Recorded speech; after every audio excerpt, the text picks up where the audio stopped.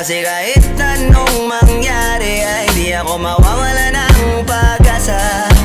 Ayaw kitang pilitin kung di ka pa handa. Sa susunod na lang, sa susunod na lang.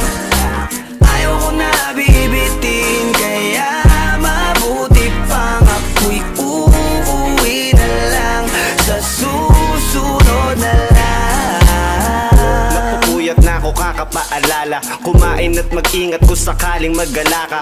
Lagi sinisipat ang imahe ng dalaga na pangarap makasama ko sa hirap at ginhawa.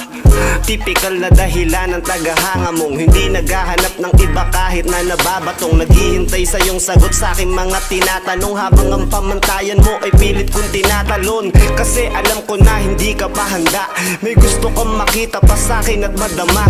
Kaya eto ako naghahanda kung madapa